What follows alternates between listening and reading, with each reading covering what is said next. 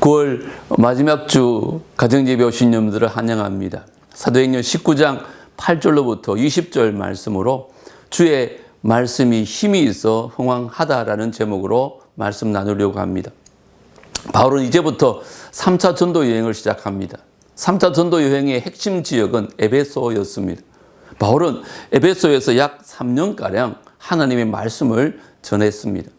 에베소는 선교를 위해서 전략적으로 참 중요한 도시였습니다. 에베소는 세계적인 무역 도시이자 동서양을 연결하는 가교 역할을 하는 곳으로 수많은 사람이 오가는 그런 지역이었습니다. 바울은 이곳에서 분투하며 주의 말씀을 전했고 그 결과 놀라운 일이 일어납니다. 20절을 보십시오. 이와 같이 주의 말씀이 힘이 있어 흥왕하여 세력을 얻으니라 말합니다. 생각만 해도 멋진 일 아닙니까?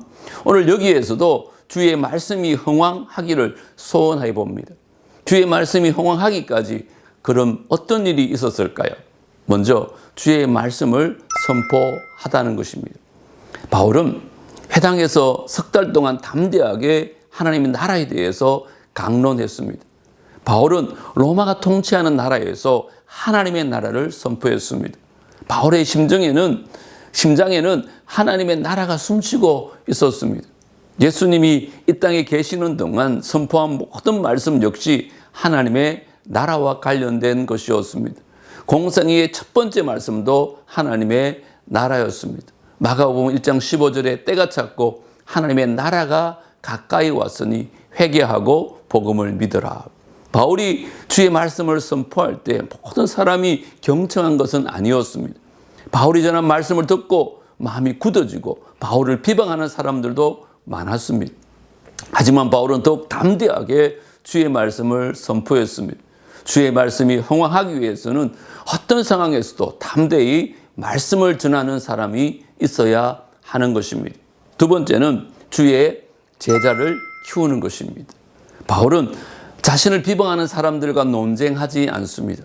그들과 논쟁할 시간에 자신의 말을 경청하는 사람들을 따로 세워 제자 훈련을 합니다.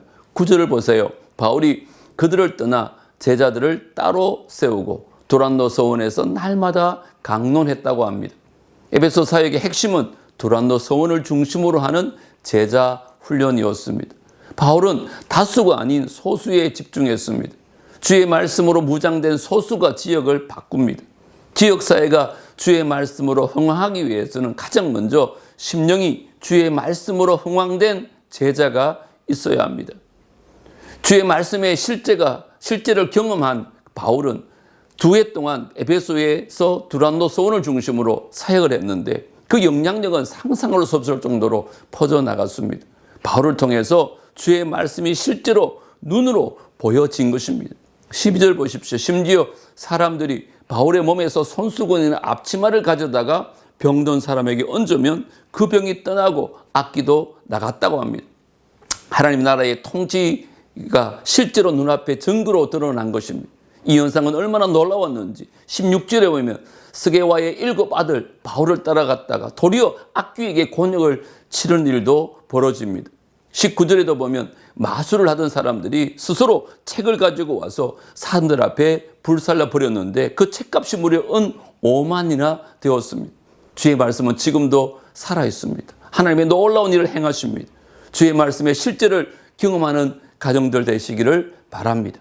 담대하게 주의 말씀을 선포하고 주의 말씀에 인생을 거는 자로 살아가서 가정과 일터에서 주의 말씀이 힘이 있어 흥왕하기를 주의 이름으로 축복합니다.